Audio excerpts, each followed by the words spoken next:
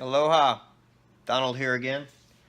Wanted to give you guys a brief look on how my workbench is set up. I have a task light going to the table. Task light has a beautiful magnification that really allows me to see my bath bombs. I'm looking for discoloration or whatever else I'm doing. I do have breathing masks. I think that's actually pretty important to do. You don't want discolored, tissues. I have my heat gun. I usually leave it on the edge, so I want the heat gun edge likes to really heat up. I have secured a power strip under the corner. That's where I plug in heat gun and heat shrink wrap sealer. And then just going around the table, I've got a couple of different oils that I haven't really messed with yet.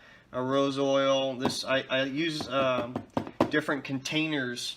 A lot of times whenever you buy stuff from Amazon, they'll come in like a baggie, and I mean, you don't really want to just keep like closing up the baggie. So I find different ways to put stuff in containers, and you'll see that I have this bag taped to the plastic and folded over. So your ingredients are going to have like a lot label on them, just safety information, and it's really good to have that connected to your bag so you don't forget what it is, and then you remember the grade that it is. Grades are really important. I imagine I'll go over that in another video, but I'll bring my beautiful task light down. So I have this wood. It's actually a soap, cold soap process like container. I've got the plastic for it somewhere, but heat shrink wrap, sealer, a funnel, scissors, bath bomb molds. So I got another experiment going on over here. Is I've been saving certain recipes in bottles to see if there's that myth or suggestion that if your essential oils aren't in like a dark glass container that they lose their potency, and I'm not really sure if that's true or not, so I kind of wanted to find out. And I usually leave my heat shrink wraps 100 gauge in the very back. So this is my Epsom salt. This beautiful coffee grinder usually is I think it's like 12-13 bucks at Publix. Can't be much more expensive at Amazon, but this bad boy is a lifesaver. The particle sizes that the Epsom salt comes in, they're like small, like pill-shaped pieces. I don't know, like 16th of an inch. So I always grind them up and then I put them in here.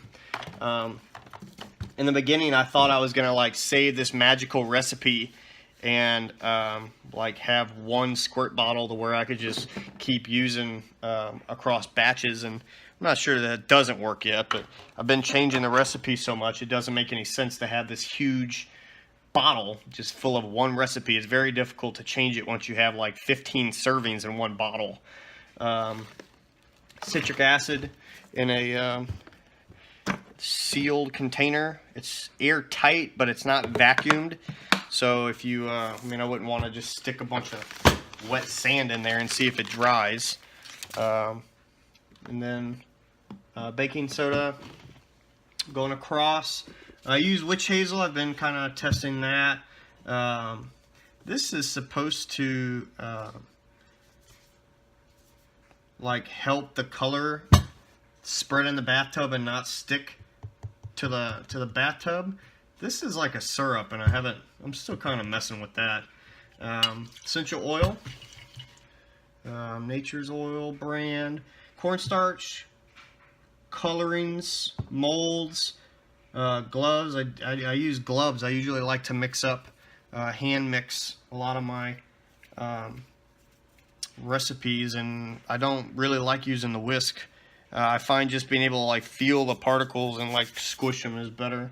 I always have a notepad just so I can take notes if I'm changing the recipe on the fly, or I'm trying a couple of different times. One bath bomb with 3 squirts, 5 squirts, 7 squirts witch hazel. and that's kind of what's going on there.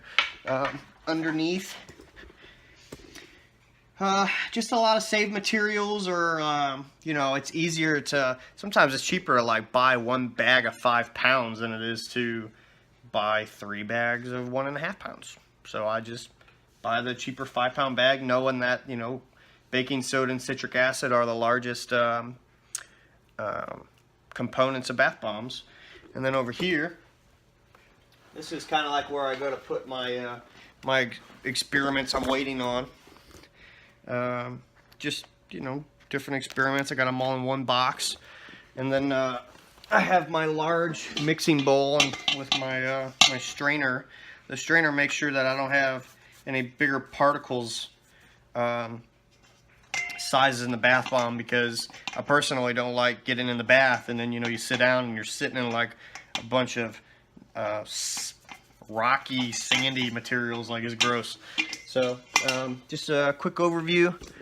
In the back is photography box. I haven't really got that far yet, but eventually. Oh, and then I forgot the reason I actually made the video. So this towel is like a lifesaver. It's a towel over the table. Bath bombs are messy. There really isn't a way around that. They're just very messy, and it's really nice to have the table to where you can just pick up your drop cloth, go shake it out in the wind, and then you have a new table. So let me know if you have any questions. Just brief overview on workbench, why I really like my Task Light. Power strip is really accessible. Some tools that I've been using. I have not dropped $200-300 on a blender or anything like that. This is still very singular molds, batches. Staying on the more frugal side. I say that. I went out and bought a heat gun and the heat sealer for the thicker edges and the heat shrink wraps. But let me know if you have any questions, and thanks for watching.